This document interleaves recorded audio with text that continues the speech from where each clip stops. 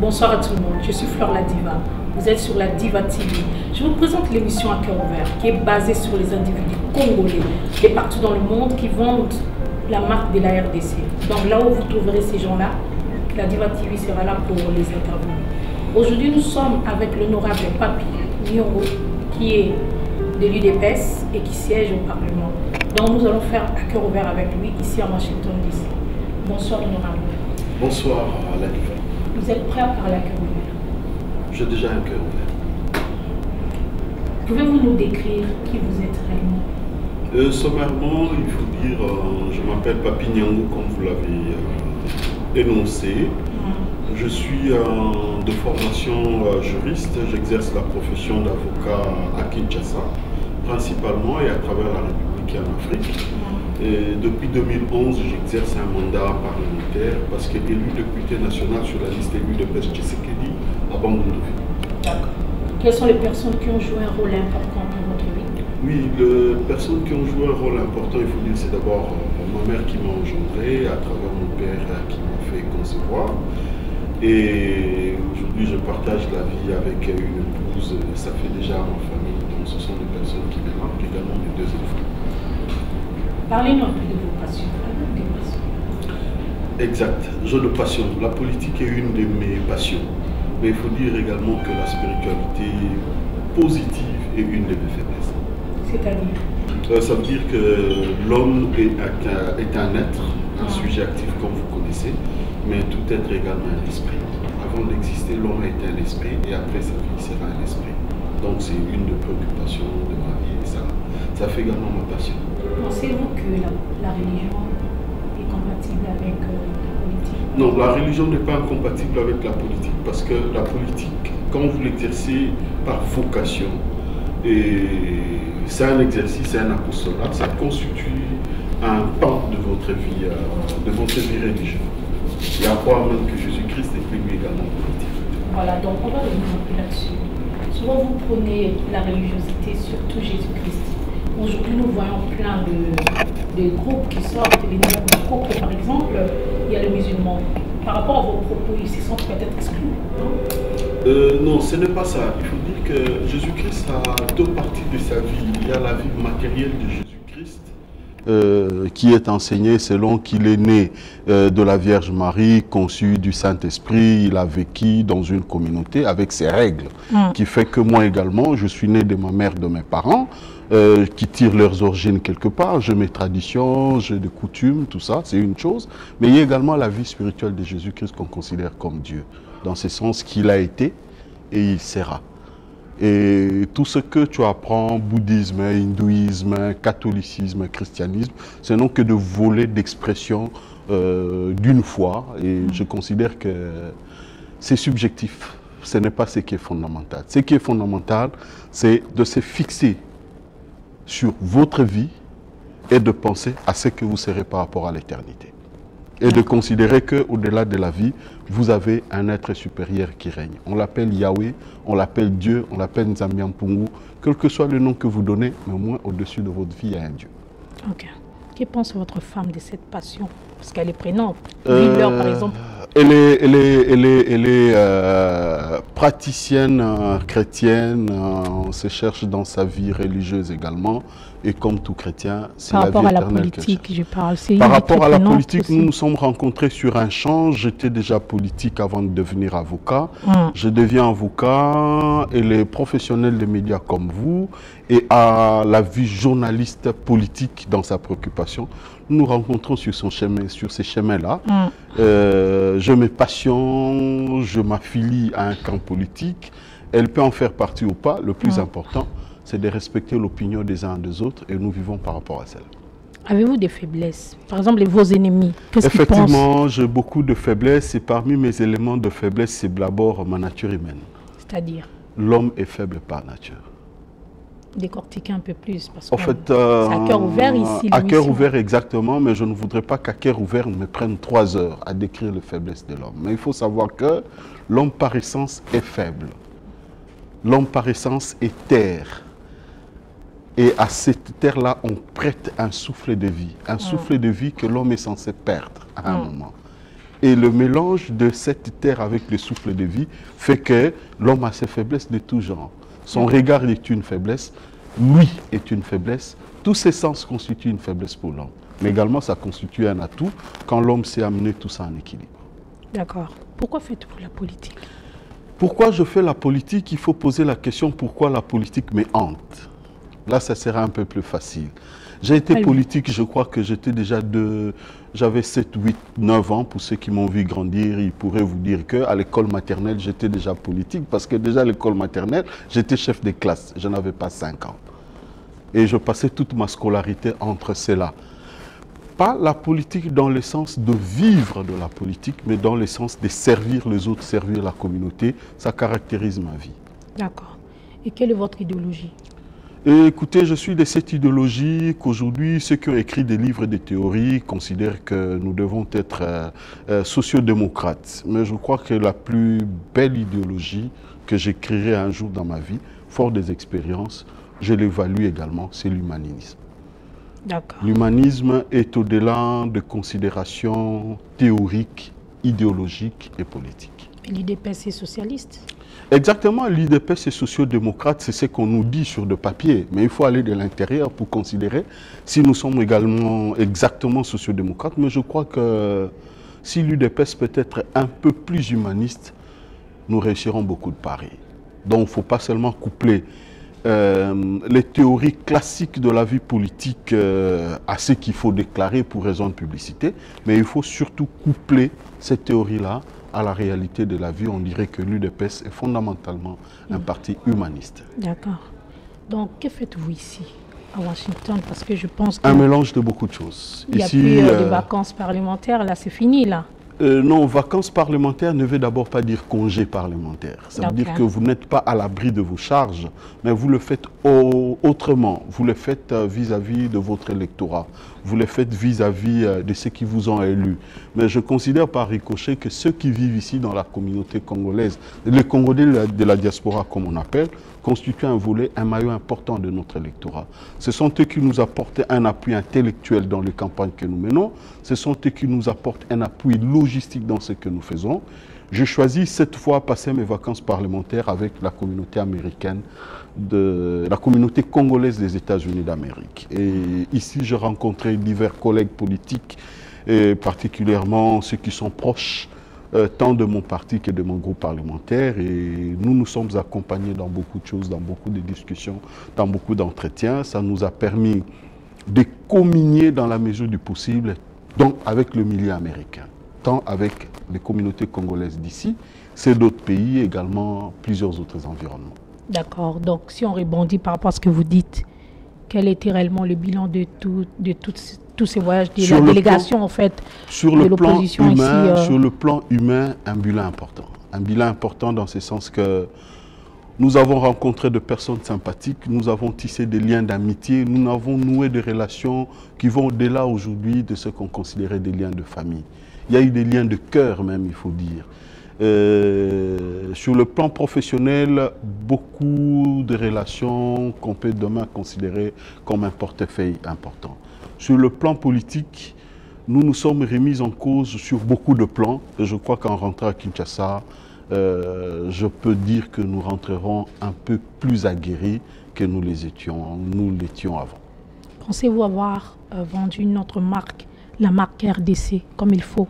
Il ne faut pas seulement vendre la marque RDC dans le sens que nous avons des enseignes du genre un tableau, un drapeau qu'il faut vendre. Il faut vendre l'image de la RDC dans le sens d'une nation exposée à tous les dangers aujourd'hui, mais que face à cela, nous avons des challenges. Le premier challenge, c'est celui se rapportant à une communauté d'hommes qu'il faut sauver. Le second challenge, c'est celui du prestige d'un État qu'il faut promouvoir. Et le troisième challenge, je crois, c'est celui d'une nation qu'il faut préserver. Et dans notre vie privée, comme dans notre vie publique, nous nous sommes voués à répondre à ces tâches-là. Il revient maintenant aux autres d'apprécier si nous l'avons fait à la hauteur de nos moyens, à la hauteur de nos possibilités, et que si nous avons pu satisfaire à la communauté que nous représentons. Ok. Si nous revenons un peu en arrière, normalement, enfin, on vous a presque interdit de siéger. Parce que, par exemple, en Europe, on vous traite de collabos jusqu'aujourd'hui, du fait que vous êtes membre de l'UDPS et vous siégez au Parlement, dites d'Hippolyte Kanambe ou Kabila, peu importe. On a besoin des explications par rapport à ça. Le président élu, Etienne Tshisekedi, a interdit quand même à ses membres de pouvoir siéger. Mais vous vous retrouvez au Parlement, dites-nous un peu, c'est pas un peu de la rébellion? Bon, rébellion ou pas, il faut dire que 3-4 ans après, cela appartient au passé. Cela appartient au passé, madame, pour celui qui est dans la politique active, pour celui qui associe dans sa vie politique, dans son combat politique, ce qu'on appelle les réels politiques. Il va considérer que c'est le passé. C'est le passé parce qu'aujourd'hui au Congo, assemblée des Khmer et des Kanambe ou pas, un calendrier électoral a été rendu public. Ce calendrier indique que le 27 novembre 2016, il y aura de nouveau les élections législatives. La question que je me pose aujourd'hui, est-ce que j'ai un bilan qui conforte ma position politique pour m'afficher de nouveau comme candidat? Quelle que soit la colère politique que je porterai, est-ce que fort de cette couleur, ma candidature pourra encore émouvoir la communauté qui m'a élu? Et c'est à ce moment-là, madame, après ces élections-là, que vous aurez mieux à poser des questions, tant à moi-même qu'aux autres, si j'avais raison ou pas d'aller à l'Assemblée nationale. Mais le reste, ça appartient au passé, il faut regarder de l'avant. Il faut regarder de l'avant dans ce sens qu'aujourd'hui, le président du parti à l'UDPS prône une réconciliation qui doit intégrer également ce volet, cette difficulté que l'UDPS a traversée. Et dans la logique de Etienne Tshisekedi, l'UDPS est censée aujourd'hui se réconcilier avec elle-même. Je crois que s'il faut amener l'UDPS à se réconcilier avec elle-même, nous devons également nous réconcilier par rapport à ces pans-là. Qui a eu raison, qui a eu tort, ça appartient au passé. Quel bilan faites-vous de votre présence au Parlement? D'abord, il faut dire un bilan mitigé. Un bilan mitigé dans un Parlement où l'ensemble de l'électorat a été un peu déçu des résultats affichés après les élections du 11 novembre. Je ne voudrais pas revenir sur cela. Qui a été élu? Bon, nous nous retrouvons à 500. Qui a été effectivement élu? Il faut se taire à le dire. Et qui s'est comporté à la hauteur de son mandat? Je me gêne d'en parler un peu plus. Mais je crois que j'ai eu à faire ce qui était possible. Il revient aux électeurs de juger et d'apprécier. Nous avons vu sur Facebook et consorts des rumeurs sur Félix Tshisekedi, on va quand même un peu en parler. D'autres disent qu'il est devenu vice-président alors que dans les statuts d'EPS, il n'y a pas ce genre de poste. C'est un poste sur mesure. Bon, poste sur mesure ou quoi? Retenez d'abord, madame, que pour l'UDPS, c'est comme si tous les Congolais aient UDPS. J'ai appris que même nombreux de cadres de partis qui sont aux antipodes de nôtres sont UDPS. Et vous savez, madame, par moment, ce qui se passe à l'UDPS concerne le gouvernement qui n'est pas de l'UDPS. Et qu'il y a tellement de rumeurs qui circulent autour de tout. Le plus important pour moi, juriste de formation, je reste dans ce qui est prévu dans les textes. Le poste de vice-président n'est pas prévu dans les textes de l'UDPS. Et je ne crois pas que, face au défi aujourd'hui de l'UDPS, d'Etienne Tshisekedi, voire de sa famille biologique, de nos partenaires politiques, nous avons besoin de cela. Nous avons besoin d'autres choses, beaucoup de choses s'arrangent. Je crois que dans les 2-3 mois qui suivent, vous aurez la possibilité d'en savoir un peu plus. Donc, à ce stade, je considère que ce sont de simples rumeurs dans le but d'éternir l'image de l'UDPS, également dans le but d'éternir l'image d'un homme politique qui est en train d'évoluer. Je parle là de Félix Etienne Tshisekedi. Quel futur pour l'UDPS aujourd'hui? Un futur radieux. De lors, on sait reconnaître aujourd'hui à l'UDPS les mérites d'un parti national, qu'on le veuille ou pas, qu'on peut considérer comme l'affaire des lances, de la dynamique visant l'alternance au Congo, qu'on le veuille ou pas. Et je sais que même nos détracteurs politiques le reconnaissent. Et cela doit se mériter, pas par rapport au passé, par rapport à ce que l'UDPS a déjà accompli, mais par rapport à ce que l'UDPS doit faire aujourd'hui dans une république où le taux de pauvreté et ses corollaires est tel qu'aujourd'hui nous sommes une nation en voie de disparition. Est-ce que l'UDPS préfère rester dans l'histoire cramponnée par rapport à ce qui a été déjà accompli, où nous voulons effectivement être une union qui vise la promotion de la démocratie et qui rêve le progrès social. Et je crois que par rapport à cet avenir-là, que je considère déjà radieux, il revient à chacun d'entre nous d'en prendre conscience et de nous comporter conséquemment. On vous a vu à la conférence de Vital Kamerhe. Êtes-vous contre la démocratie? Difficile à comprendre entre la conférence de Vital Kamerhe et la démocratie. Parce qu'on a vu des personnes qui sont venues pour...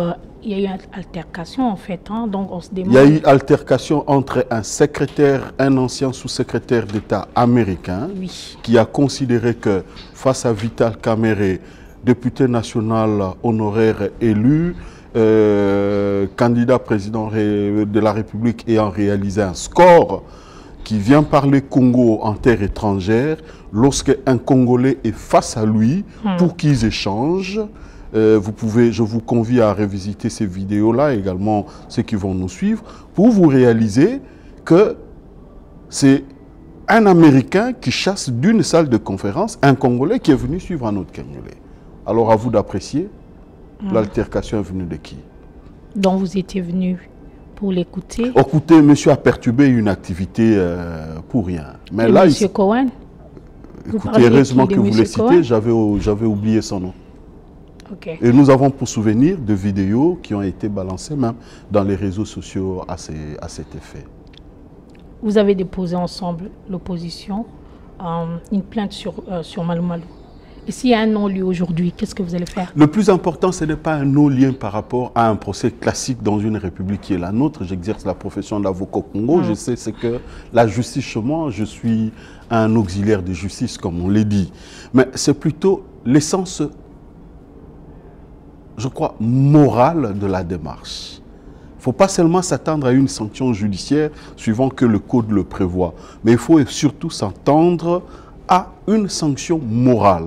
Je crois que nous sommes déjà dans cette sanction morale lorsqu'il faut considérer que c'est avec peine que le calendrier électoral que j'ai évoqué tout à l'heure ne porte pas la signature du président de la CENI. Ça nous interpelle. Et notre vrai problème, ce n'est pas le président de la CENI.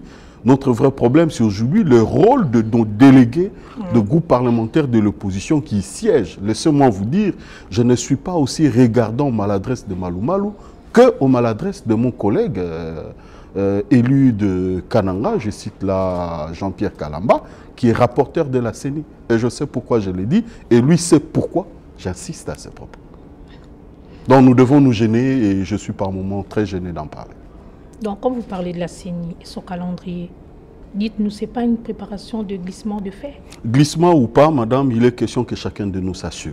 On n'a jamais parlé de calendrier électoral comme nous le disons sous Mobutu. Mais sous Mobutu, nous n'avons pas eu une nation occupée comme nous l'avons aujourd'hui. On n'a jamais parlé de calendrier électoral, selon que je trouve écrit dans l'histoire, sous Joseph Kasavubu, encore Mouzé Laurent Désiré Kabila. Mais écoutez, on n'a pas enregistré autant de massacres au Congo que lorsqu'on s'est taisé sur le calendrier électoral. À plus forte raison, ça il faut savoir, nous devons également le dire. Les élections ne constituent pas de panacée pour la vie d'une société. Ça veut dire qu'il ne suffit pas de manquer d'élections pour manquer la vie. Le problème au Congo, c'est le bon sens. Le problème au Congo, c'est la médiocrité d'une classe politique. Le problème au Congo, c'est la démission de la classe d'élite. Et ça doit nous interpeller. Donc vous confirmez que nous sommes occupés? Madame, mais écoutez, vous ne savez pas que nous avons... occupés par qui? Mais madame, vous ne savez pas que nous avons les ADF Nalu chez nous. Ce sont des Ougandais qui sont chez nous. Vous ne savez pas qu'il y a des FDLR chez nous. C'est un problème. Vous ne savez pas qu'il y a quelques jours au Bas-Congo, à Banana, des militaires se sont révoltés pour des raisons qu'on ne dit pas assez, mais nous connaissons qui sont des militaires qui étaient à la base des révoltes. Il ne s'agissait pas de Ngwandi, il ne s'agissait pas de Mbala, il ne s'agissait pas de Batetela qui se sont révoltés. Nous savons il s'agissait de qui. Nous savons aujourd'hui, nous avons un corps militaire dirigé de combien d'officiers généraux. Et puis, je préfère me taire à ces propos. Je suis sur le sol américain où parler citoyenneté, congolité, par moments est très gêné. Mais disons-nous que ça nous interpelle. Nous devons regarder ça avec beaucoup d'attention. Vos ambitions pour le futur? Oh, mes ambitions, c'est d'être là où Dieu voudrait que je le sois. S'il voudrait que je sois un balayeur des rues, je préfère qu'il me les relève, qu'il me les révèle pour que je sois effectivement un bon balayeur des rues. Un peu comme disait Martin Luther King, pour qu'au dernier jour, lorsque les historiens passeront en revue ma vie, qu'ils se disent que j'étais un très bon balayeur des rues et que nul n'a su balayer les rues que moi. Et qu'à défaut de l'être, que dans ma vie, j'apporte bonheur, là où il y a inquiétude, que j'apporte la joie, là où il y a la consternation, et surtout que j'apporte la vie, là où il y a le vide. Le mot de la fin. Le mot de la fin, c'est le bonheur d'avoir été votre invité. Oh, merci. Loin de la terre de nos ancêtres. C'est ça. Le bonheur, c'est celui que je ressens de chacun de vos téléspectateurs, téléspectatrices et de ceux qui suivraient cette émission. Qu'est-ce que vous pouvez leur dire? Ce que je peux leur dire, peuple congolais, nous avons assez dit. Aujourd'hui, demeurons debout, le front levé, dans le sens de tous ces serments de bonheur repris dans l'hymne de l'indépendance. Et je crois que c'est le vœu le plus meilleur. Et cet hymne, vous pouvez en avoir le souvenir, finit par ces termes que, de génération en génération, ce que nous devons laisser à notre postérité, c'est les serments de liberté. Et je crois que c'est ça le plus grand souhait qu'il faut savoir partager avec les Congolais. Voilà, merci. C'était À Cœur Ouvert avec Papi Miango. À la prochaine pour notre édition. Au revoir.